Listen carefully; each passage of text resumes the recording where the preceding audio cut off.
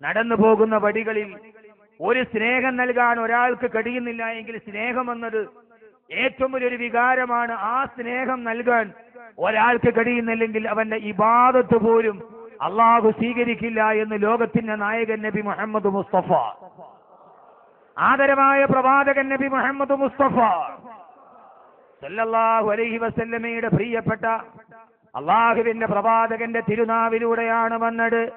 എന്റെ പ്രിയപ്പെട്ട സഹോദരങ്ങളെ, നമസ്കാരം നിർവഹിക്കുമ്പോ നിസ്കാര തണമ്പുകളുടെ അപ്പുറത്തേക്ക്, അവന്റെ സദക്കകളുടെ, അവന്റെ ഹജ്ജിന്റെ എല്ലാ മാനങ്ങൾക്ക് പുറത്തേക്ക് അള്ളാഹുവിന്റെ പ്രവാചകൻ പഠിപ്പിച്ചു തന്ന ഏറ്റവും പ്രധാനപ്പെട്ട ഒരു ഭാഗമുണ്ട്. നീ അള്ളാഹുവിന്റെ മുമ്പിൽ എത്രത്തോളം നീ കുനിഞ്ഞു കിടന്നുകൊണ്ട് നമസ്കരിച്ചാലും അള്ളാഹുവിന്റെ പ്രവാചകനാണ് പറഞ്ഞത്. കുറെ കാലങ്ങൾക്ക് മുമ്പ് ബനു ഇസ്രായേൽ സമൂഹത്തിൽ ഒരു വല്ലാത്ത മനുഷ്യനുണ്ടായിരുന്നു അത്രേ. എത്രയോ പ്രാവശ്യം നമ്മൾ കേട്ട് പരിചയിച്ച് തരംപിച്ചു പോയതാണ്. ആ മനുഷ്യൻ ജനങ്ങളോടുള്ള സംസർഗം ഒഴിവാക്കി എപ്പോഴും അള്ളാഹ്ക്ക് വേണ്ടി ഇബാദത്ത് ചെയ്യണം, എപ്പോഴും ദിക്റിൽ മുഴങ്ങണം, എപ്പോഴും അള്ളാഹുവിന്റെ ഇബാദത്തിലാകണം. എല്ലാ മനുഷ്യരോടുള്ള സംസർഗങ്ങളോട് വിട പറഞ്ഞ് ആ മനുഷ്യനൊരു പർണശാല, കാരണത്തിന്റെ നടുവിൽ ആരും കടന്നു വരാത്തൊരു പർണശാലയിൽ 24 മണിക്കൂറും അള്ളാഹുവിനുള്ള ഇബാദത്ത് മാത്രം, എപ്പോഴും സഹോദരങ്ങളെ വിരൽ തുമ്പിൽ തസ്ബീഹ് മാത്രം, എപ്പോഴും അവന്റെ ജീവിതത്തിൽ ഇബാദത്തുകൾ മാത്രം. മനുഷ്യന്റെ സംസർഗമില്ല, ഭാര്യയോട് സംസർഗമില്ല, പുത്രകളത്രാദികളോട് ബന്ധുമിത്രാദികളോട് ബന്ധങ്ങളില്ല. എന്റെ പ്രിയപ്പെട്ട സഹോദരങ്ങൾ, ആദ്യമായി ഞാൻ ഓർമ്മിപ്പിക്കുകയാണ്, ഏത് ഇബാദത്തുകളാകട്ടെ അള്ളാഹുവിന്റെ ഖുർആൻ പഠിപ്പിച്ചു തന്ന ആദരവായ പ്രവാചകൻ നബി മുഹമ്മദ് മുസ്തഫ അള്ളാന്റെ റസൂല് പഠിപ്പിച്ചു തന്നതേടാ. ആ മനുഷ്യൻ ഇങ്ങനെ ഇബാദത്ത് ചെയ്യുമ്പോഴാണ് പ്രിയപ്പെട്ട ഉമ്മ കാണാനെത്തിയത്. ആ മനുഷ്യനല്ലേ ചരിത്ര പ്രസിദ്ധനായ ജുറൈജ്, ആ മനുഷ്യനല്ലേ ചരിത്ര പ്രസിദ്ധനായ ജുറൈജ്. അയാള് നമ്മളെ പോലെ ആയിരുന്നില്ലല്ലോ, പരിമിതമായ ഇബാദത്തായിരുന്നില്ലല്ലോ. കാനനത്തിന്റെ നടുവിൽ ആരും കടന്നു വരാത്ത കൊടുങ്കാടിന്റെ നടുവിൽ ആയുസ് മുഴുവനും പടച്ചറപ്പിന്റെ മുമ്പിൽ സുജൂദ് ചെയ്ത ആ മകനെ കാണാനാണ് പ്രിയപ്പെട്ട ഉമ്മ എത്തിയത്. അള്ളാഹുവിന്റെ മുമ്പിൽ കൈകെട്ടി നിൽക്കുകയാണ്. അള്ളാഹു അക്ബർ എന്ന് പടച്ചറപ്പിന്റെ മുമ്പിലാ. ആ സമയത്താണ് കാനനത്തിന്റെ നടുവിൽ വന്നിട്ട് പ്രിയപ്പെട്ട ഉമ്മ വിളിക്കുന്നത്, മോനെ ജുറൈജേ, മോനെ ജുറൈജേ. എവിടെയാണ് നിൽക്കുക? ഉമ്മ പ്രസവിച്ച മക്കളാണെങ്കിൽ $100 തിളക്കത്തിനപ്പുറത്തേക്ക് ഉമ്മയുടെ കനിവാണ് ജീവിതത്തിന്റെ പച്ചത്തുരുത്തെന്ന് മനസ്സിലാക്കാൻ. ഉമ്മയില്ലെങ്കിൽ ഒന്നുമില്ല, ഉപ്പയില്ലെങ്കിൽ ഒന്നുമില്ല. അവരുടെ ദുആയാണ് ജീവിതത്തിന്റെ എന്നെ മുന്നോട്ടുള്ള പ്രയാണമെന്ന് തിരിച്ചറിയാൻ പെങ്ങളെ കഴിയുന്നുവെങ്കിൽ, സഹോദരങ്ങളെ കഴിയുന്നുവെങ്കിൽ പടച്ചറപ്പിന്റെ മുമ്പിലാണ് നിൽക്കുക. ജുറൈജ് വിളി കേട്ടില്ല റളിയല്ലാഹു അൻഹു. രണ്ടാമതും ഉമ്മ വിളിച്ചു, മോനെ ജുറൈജേ, മോനെ ജുറൈജേ, വിളി കേൾക്കുക. രണ്ടാമതും വിളി കേട്ടില്ല. ജുറൈജ് റളിയല്ലാഹു അൻഹു അല്ലാഹുവിന്റെ മുമ്പിലാണ്. ഉമ്മയുടെ മനസ്സ് നൊന്തു, ഉമ്മയുടെ മനസ്സ് വേദനിച്ചു. അള്ളാഹു നമ്മളെ കാത്തുരക്ഷിക്കുമാറാകട്ടെ. ഉമ്മയുടെ മനസ്സ് വേദനിക്കുന്ന ഒന്നും അല്ലാഹുവേ ഞങ്ങളുടെ നാവിലോ ഞങ്ങളുടെ പ്രവൃത്തിയിലോ നീ വരുത്തല്ലേ തമ്പുരാനെ, നീ വരുത്തല്ലേ തമ്പുരാനെ. കാരണം ആഖിറത്തിൽ ഞങ്ങൾ കാണേണ്ടതല്ലേ, ഖബറിൽ പിടിമണ്ണ് മാറിയിട്ടാലും ഞങ്ങൾ കാണേണ്ടതല്ലേ. അല്ലാഹു സുബ്ഹാനഹു വ തആല ബോധം നൽകട്ടെ.